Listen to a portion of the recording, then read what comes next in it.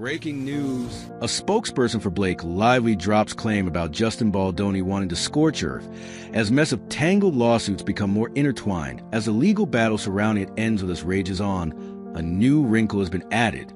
After Justin Baldoni filed a lawsuit against the New York Times following their publication of a story about Blake Lively's complaint against the director, the news outlet has filed to be dismissed from the lawsuit.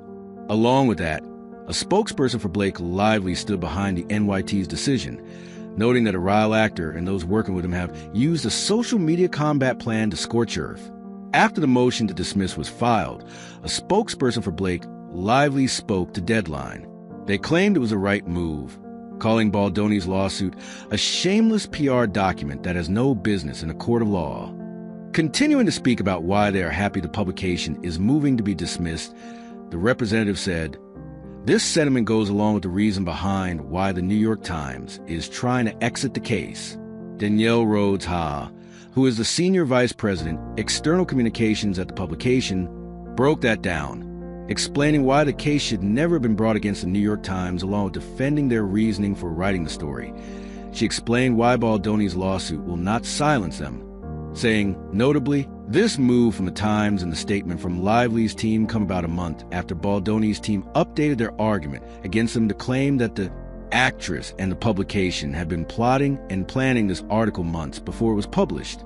Now, the NYT want to be removed from the suit, and in a memorandum that came with the motion via Deadline, the publication explained this move adds to the complicated situation with all these intertwined lawsuits that came out of all the drama regarding the making and release It Ends With Us.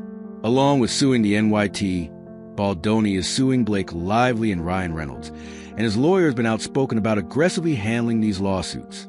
On the Gossip Girl star side, she's suing Baldoni.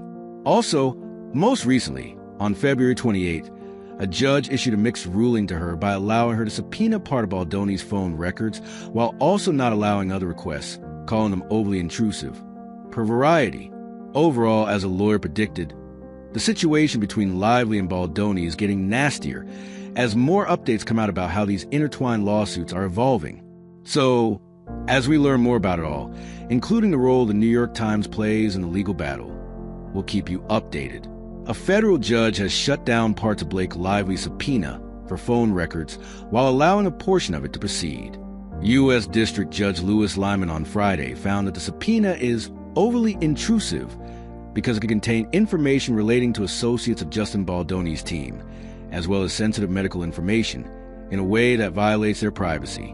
Under the ruling, Lively will be able to make discovery requests solely tailored to certain individuals she's already identified as allegedly participating in the smear campaign against her. Even assuming additional individuals participated in the alleged campaign, the hope that discovery will turn up information on such participants does not justify the broad scope of subpoenas, the order stated. A spokesperson for Lively said in a statement that Baldoni, after he was issued the subpoena, ran into court to keep secret certain phone records. The judge has ruled that if we simply submit more specific requests, we will be able to get the records we are seeking, the statement added. Today we will do that. We are submitting those requests directly to the defendants involved, and we look forward to seeing the records.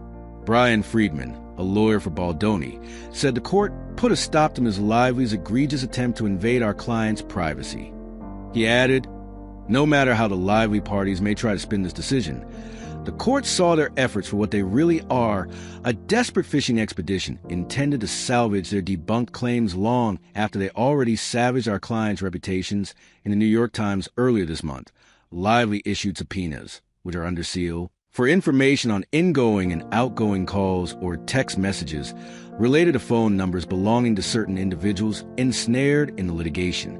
Dating back to 2022, Baldoni's team challenged the request, taking issue with the actress seeking the phone numbers for anyone with whom it communicated, regardless of whether it was related to the case. It moved to limit the information it must turn over to communications between subpoenaed phone numbers and other specific phone numbers of parties and witnesses that would be provided by Lively, who said that she's looking for evidence regarding the larger network of individuals who perpetuated the alleged smear campaign against her. In Friday's ruling, Lyman found that Lively hasn't provided a basis to believe that the discovery she seeks will uncover information regarding unidentified participants in the alleged scheme.